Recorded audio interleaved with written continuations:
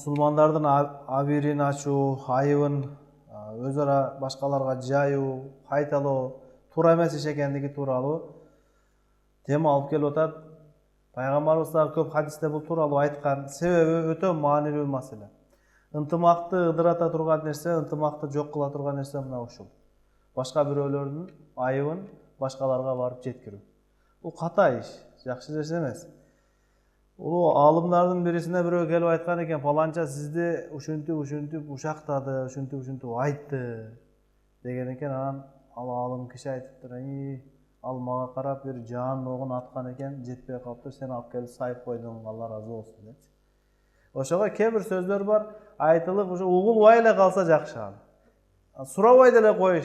Эң жакшы бир сыфат бар, мусулмандарга пайгамбарыбыз үйрөткөн, тагафул дейт. Билмексең алып кое бересиз, укпагандай болуп кое бересиз. Аркаңыздан сүйлөп аткан болушу мүмкүн, укпагандай болуп кое бересиз. Ошол үчүн башка бир мусулмандын абийирин ачып, артынан ушактап бирөө келип сизге айтып атабы, ал адамдын жетишкендиги эмес бул. Себеби эртең сиздин айыбыңызды дагы бирөөгө барып айтат. Кээ бир адамдар бар, мүнөзү ушундай, бул адат болуп калат да. Башка бирөөлөрдүн айыбын издеп жүрөт. Ким эмне издесе табат. Анан өзгөчө адамда көп айып бар. Бизде адам баласы издебесең деле айыбы көрүнүп турат. Анда эмне кылыш керек? Пайгамбарыбыз хадисте башкаларга жакшы күмөн кылууга көбүрөөк басым берген. Азыр төмөндө келип аткан окуяда ушундай. Пайгамбарыбыздын алдында бир адам башка бирөөнүн абийирине тил тийгизип сүйлөп баштады. Ал деген моундай адам, тигиндей адам деп сүйлөп баштаганда Пайгамбарыбыз саллаллаху алейхи вассалам мүнөзү ушундай эди. Ал жанында пайгамбарыбыздын алдында кандай бир ката иш болгон болсо, аны унчукпай карап отурбайт эле, дароо токтотот эле. Жанакы адамга карап туруп, тур, сенин эми бүгүндөн баштап күбөлүгүң кабыл алынбайт дейт. Бул дагы мусулман үчүн өтө маанилүү нерсе. Шариатта кээ бир нерселерге күбөлүккө өтүлөт. Мисалы бирөөдөн карз алып аткан учуруңузда бир эки адам эки эркекти күбө кыласың. Нике учурунда эки эркек же бир эркек эки аял күбө кылынат. Ошол сыяктуу кыскасы күбөнүн орду бар. Эми күбөгө ким жарайт дегенде, чоң күнөө иштерди ачык жасабаган же кичинекей күнөөнү түзгүлтүксүз аткарбаган, такыба Кудайдан корккон адам күбөлүккө жарайт. Эми пайгамбарыбыздын алдында башка бир мусулмандын айыбын ачып, артынан ушактап аткан кишиге пайгамбарыбыз айтат: "Тур, сен күбөлүгүң жарабайт бүгүндөн кийин." Эмнеге? Себеби сахаба айтып атат, ошол адам айтып атат пайгамбарыбызга: "Я Расулаллах, фаласту ауду." Алланын элчиси болду, мен эми экинчи кайталабайм деп. Болду. Сахабалардын мүнөзү ушундай эле, пайгамбарыбыз айткан сөздү дароо түшүнүп, ошону кабыл алып, дароо оңдогонго ниет кылат эле. Биз менен сахабалардын айырмалары аябай чоң өзү. Ал айырманы байкатканга, билдиргенге, өлчөгөнгө мына асман менен жердин аралыгы азыраак болуп калат да, өтө чоң. Биз бир нерсе деп айтса, дароо актанганга аракет кылабыз. Жок, мен монтип эле айткан болчумун депчи. Сахаба айтып атат, Алланын элчиси болду, мен кайталабайм деп. Дагы бир өзүнчө актанып коебуз да. Кой, ушактабай эле койчу ошону десе, мен бетине деле айта берем деп. Бетине айтканың менен артынан айткандын айырмасы бар да. Бетине айтсаң бетине айт, артынан айтсаң ушак болуп калат. Ошол үчүн пайгамбарыбыз бул нерсеге аябай көңүл буруп айтты: "Тур, сен күбөлүгүң кабыл болбойт эми" дейт. Эмнеге дегенде, себеби пайгамбар алейхисалам айтып атат: "Кала асбахта тахзау бил Кур'ан." Сен Кур'ан менен ойношуп атасың дейт. Сен Кур'ан менен тамашалашып атасың дейт. Эмнеге? Ма амана бил Кур'ан ман истахалла махаримаху. Кур'анда Аллах арам деп айткан, арам кылган нерселерди адалдай мамиле жасагандар, булар Кур'анга ишенбейт дейт. Өтө коркунучтуу сөз бул. Кур'аны Каримде Аллах кайсы нерсени арам деген болсо, ошону жасап атканда эч бир кыжалат болбой, ойлонбой, бемалал жасап аткан болсо, бул адам Кур'анга ишенем деп ойлоптур, бирок Кур'анга акыйкатта ишенмептир бул адам.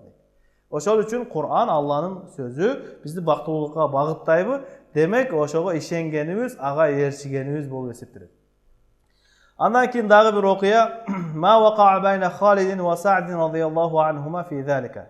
Халид жана Саад радhiyallahu анхулардын ортосунда мына ушул боюнча бир маселе. Кээ бир адамдар менен бир аз мамилебизде келишпестик болуп кетет дагы. Экөө тең бири-бирине жүрөгүн тазалап, жакшына турган жеринен үчүнчү бир адам акылдуу чыгат дагы, экөөнү дагы уруштуруп, дагы бир ортодо чок салат да.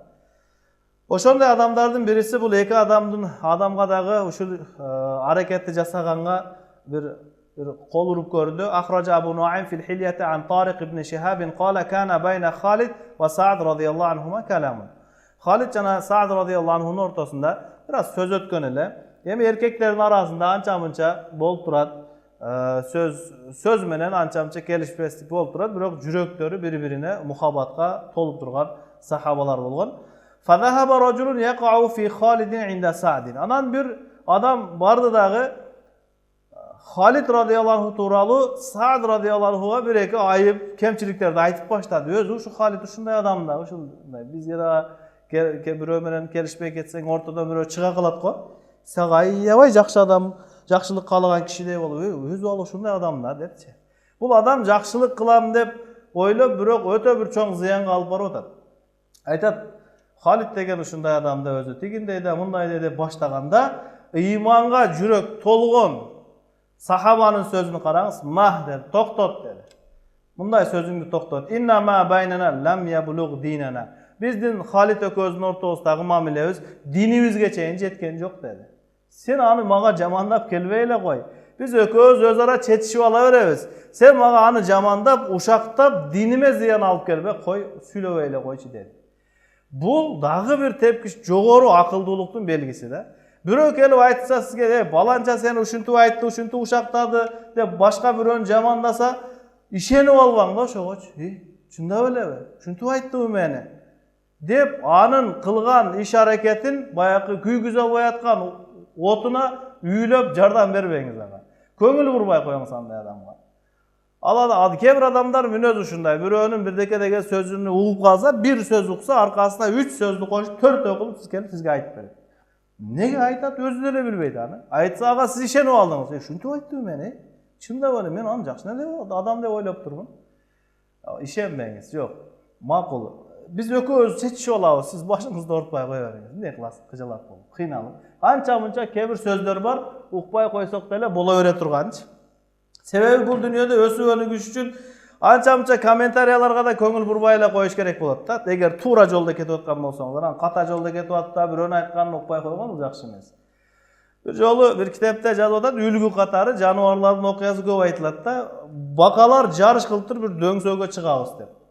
Анан бардык токойдогу жаныбарлар күбөгө бир карап көрөлүчү кандай болот экен бакалардын жарышы деп катышалы деп келишиптир, эки жаныбарлар эки тарапка тизилип алган, бакалар анан акырын 1 2 3 баштадык деп алдыга карап жарышып баштаганда элдер кыйкырып атат дейт. Эй, жаныбарлар, колуңардан келбейт о, дөң бийик экен ал, чыга албайсыңар деп. Бирөө айтты, тигини айтты, бул анан ошол бакалардын ичинен 1 2-өсү угуп, чындап эле чыга албайт окшойбуз, башка бир ыңгайсыз дөң тандап алган окшойбуз биякта деп калып кетти. Жарыштан четтеп, акыры бир бака калып туруп дөңдүн башына чыгып барды дейт. Жеңишке жетти. Анан жеңишке жеткен баканы таң калышып келип, кантип жетип алды экен, кантип чыгып алды экен деп келсе, кулагы укпайт экен ал баканы. Ошол үчүн анча-мунча кулак укпай эле коюш керек. Бирөө келип сураптыр. Кулак укпай атат, дарыласа болобу деген экен. Устазы айтыптыр, жок, дарылабай кое беребиз, уга турган сөздөр деле калган жок. Укпай деле жүрө бергениң деле жакшы. Анча-мунча. Сен отурсаң эле, же бир биз эчтеке чече албаган саясат, же болбосо бирөөнүн үй бүлөлүк маселесин талкуулап алганбыз. Ыйман сөздөр эмес, башка сөздөр көбөйүп кетти. Ошол үчүн укпаган деле жакшы өзү мүмкүн. Аллах Таала бардыгыбызга ушул чыныгы мусулмандын сыфатын жашоого алып келүүнү насип кылсын. Ва ахиру давана анил хамдулиллахи rabbil alamin.